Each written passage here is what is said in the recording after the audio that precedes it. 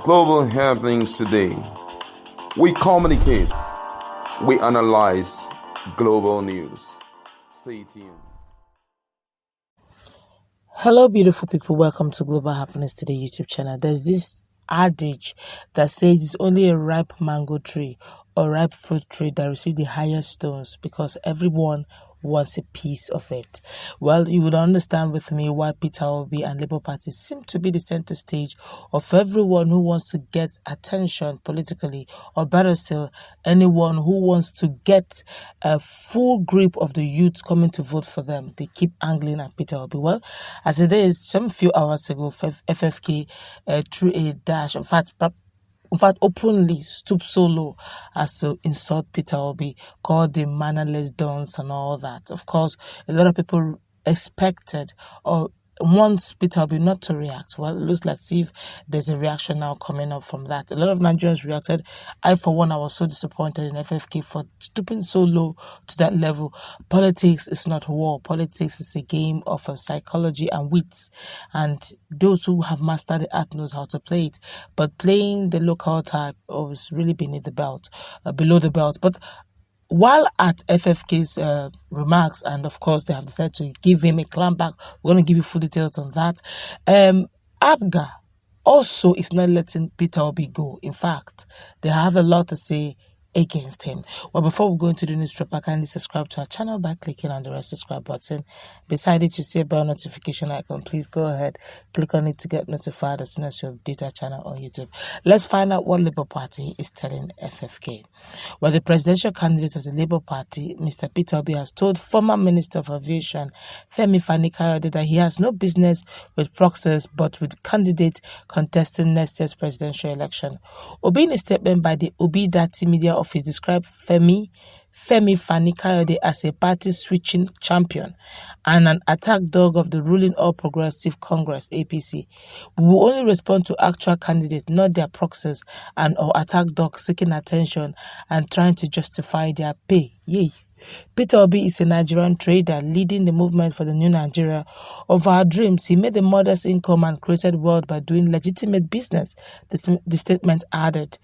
It noted that Obi is, as a governor of Anambra State between 2006 to 2014, left office with unprecedented track records, both in infrastructural development, accountability, and investment, that earned him the award of Governor of the Decade. And of course, Nigerians have reacted to that. But before we look at Nigerians' reaction, let us find out what ABGA is also saying about Peter Obi. This is really getting interesting. Only him, only one person, Peter Obi. Well, the All Progressive Grand Alliance, ABGA, that's APGA, has labeled Peter Obi, the presidential candidate of the Labour Party, LP, as a political enemy. At a private meeting between the governor of Anambra State, Professor Chukwuma Soludo, and members of ABGA, as APGA, there was widespread rumors that he ordered the party faithful to work against Obi. But Soludo, speaking through his press secretary, as Christian Aboreme, moved to deny the widespread speculations. However, while addressing reporters in Oka on Thursday, the national coordinator ABGA Media Warriors Forum, Chinedu Obigwe, insisted that they will work against Obi. Obigwe made it clear that ABGA has remained committed to working in favor of all its candidates in elections. I had been sentimental on important issues and like saying the raw truth without minding whose ox is being gored. Our self-acclaimed Saint Peter Obi, as Labour Party presidential candidate, has nothing in common with APGA as a party and APGA faithful because he is now our political enemy. Labour Party members will work against ABGA candidates in the forthcoming general election, and it is also expected of APGA faithful to also work against Peter Obi and other Labour Party candidates in the election, Obigwe said. He added that Governor Chukwuma Soludo does not need to tell ABGA faithful to work against Peter Obi because they already know that it is the right thing for them to do in the interest of our party, APGA. Of course, there's been reactions to that. But let's start with ABGA. I thought by now we would have learned our lessons with the issue of towing two party lines.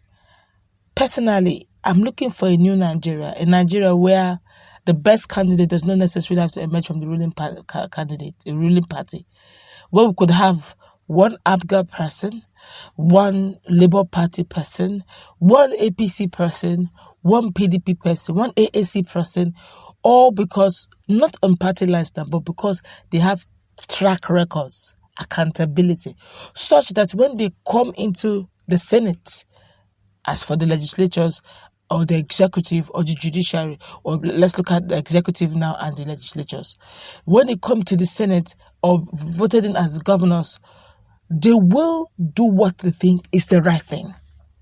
They will protect the mandate of the people and not the party. They will toe in the line of protecting and upholding national unity and not pleasing party people or party faithful. Until we get there, we are still joking. Which means if Peter Obi is the best candidate we have for presidential and is in Labour Party, pick him. If you see someone like Kenneth Obi as the best candidate for the senatorial seat of his constituency, pick him, elect him. If someone like this Nollywood actress, I'm talking about Hilda Dokubo, she should also contest it also. If they find out that she's the best candidate from her constituency in Rivers State and she's capable, she has integrity, elect her. So we have a mixture of so many persons in the Senate so that they begin to brainstorm on how to take Nigeria forward. Not because they are all ruling party. Everybody in that Senate, about 60% to be APC, 40% to be PDP, and the business will continue as usual, and Nigeria will be at the mercy of party leaders, party cabals. We need good and faithful hands. That's my personal opinion, and until we get there, we are still playing hanky-panky. Then the issue of FFK, honestly, I guess like a Labour Party media person said, I guess they don't just want to give him relevance. They said that he's working for his paymasters, so it's only normal that he should be, according to them, he should be doing the backing and the attacking. It has become almost a norm now for FFK. Keep jumping from party to party, and when he does that, you see him now insulting his predecessors or insulting those he came out from.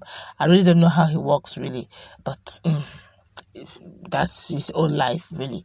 But the Labour Party media persons have decided also not to give him attention, really.